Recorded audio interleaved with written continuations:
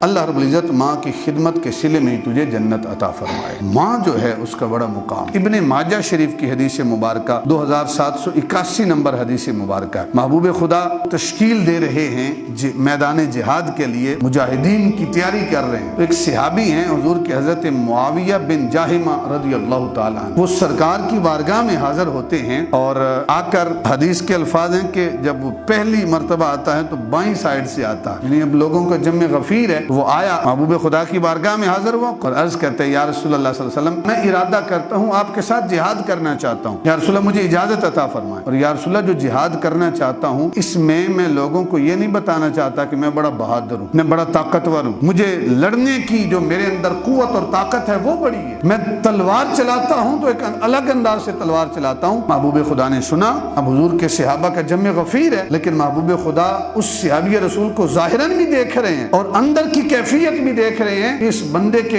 گھر کا معاملہ کیا۔ سرکار نے پوچھا کہ اے میرے غلام، کیا تیری ماں زندہ ہے؟ اس کی ماں ضرورت مند تھی، محتاج تھی، اسے بیٹے کی خدمت کی ضرورت تھی۔ محبوب خدا دیکھ رہے تھے اس کے جہاد میں شرکت کرنے سے بہتر ہے کہ یہ اپنی والدہ کی خدمت کرے۔ تو سرکار نے پوچھا کیا تیری ماں زندہ ہے؟ اس نے جواب دیا ہاں یا رسول اللہ میری ماں زندہ ہے۔ سرکار نے ارشاد فرمایا جاؤ گھر لوٹ جاؤ اور جا کر اپنی والدہ کی خدمت کرو، ہمارے لیے یہی جہاد ہے، چلے جاؤ جا کر والدہ کی خدمت کرو۔ اس نے جب سنا ایک شوق تھا جہاد کا، آج کے شوق الگ ہیں، صحابہ کے شوق الگ تھے۔ جب سرکار نے فرمایا جا چلا جا، ارجع الیہا فبرھا، جا کر اپنی والدہ کی خدمت کر، یہی تیرے لیے جہاد ہے۔ بائیں سائیڈ سے مڑا اور پیچھے سے مڑ کے آ کے دائیں جانب سے پھر آ گیا اور پھر آ کے کہتا ہے کہ یا رسول اللہ میں جہاد کا ارادہ رکھتا ہوں اور اس جہاد کے ذریعے میں اللہ کی رضا حاصل کرنا چاہتا ہوں۔ اب اس نے کہا کہ محبوب خدا نہیں دیکھ رہے، میں ادھر سے جو نکلا ہوں دائیں جانب پہ آ گیا ہوں، اتنا لوگوں کا جمع غفیر ہے، محبوب خدا کی کون سا مجھے نظر دیکھ رہی ہے۔ سرکار نے پھر سوال کیا اے میرے غلام کیا تیری ماں زندہ ہے؟ حضور بھی جانتے تھے کہ جو پہلا ہے وہی دوبارہ آیا۔ اس نے کہا یا رسول اللہ ہاں میری ماں تو زندہ ہے، نعم میری ماں زندہ ہے۔ فرمایا جاؤ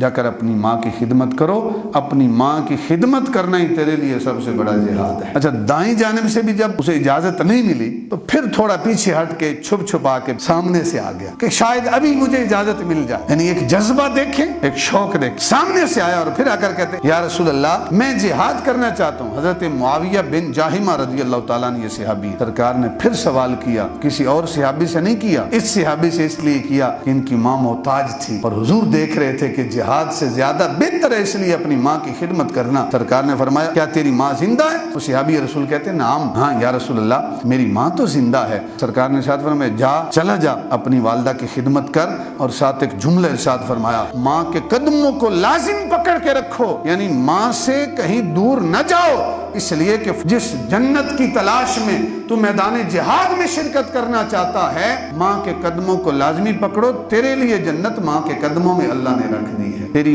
ماں کو خدمت کی ضرورت ہے، اللہ رب العزت ماں کی خدمت کے صلے میں ہی تجھے جنت عطا فرمائے۔ ماں جو ہے اس کا بڑا مقام۔